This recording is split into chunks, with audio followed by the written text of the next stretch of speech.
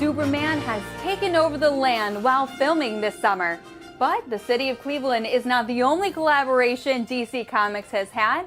Joining us is the Honorable Ventris Gibson and Joseph Mena. Well, thank you for this opportunity. And the reason why we're here talking with you today is we're excited about the launching of a new coin and metal series that celebrates comic art as a uniquely American art form. It's been a wonderful collaboration with DC Comics, which is historic, and for the first time of this magnitude, our involvement in a public-private relationship, to bring in the summer of 2025 the start of the series for DC Comics and superheroes, Superman, Batman, and Wonder Woman. Tell us how this series came about. I worked for the Mint for the past 19 years, and coincident with the beginning of my career at the Mint, I also started working in toys and collectibles because I'm a lifelong comic book fan. I eventually wound up working for DC Comics for 12 years or so.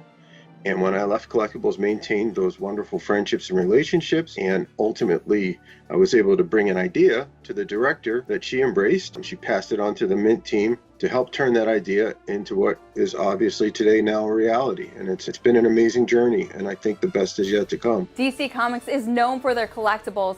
And this collection is going to be another thing fans will want to get their hands on. So tell us, when will the first round of coins and medals be available to the public, and what can fans expect? The first coins and medals will be released in the summer of 2025, beginning with one of the superheroes between Batman, Superman, and Wonder Woman.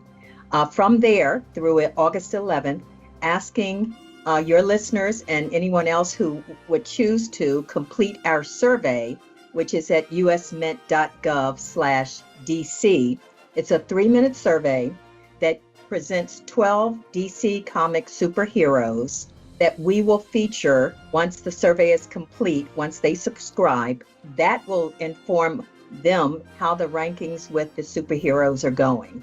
So that's keeping them informed, inviting their participation, which is something that we typically do with the US Mint on various programs. So we're excited. Again, that's usmint.gov/DC. Why is it important for United States Mint and DC Comics to have the public's input on such a collaboration? One of the things that we have always done, as I mentioned earlier, is the United States Mint has often engaged in having the public input on some major programs. For example, the American Women's Program, on American Women Quarters Program, that's an example of that. We go out, we also talk with others that have expertise on these matters, in this case, DC Comics and American Women Quarters Program. It was, Women's History Museum, Smithsonian Institute.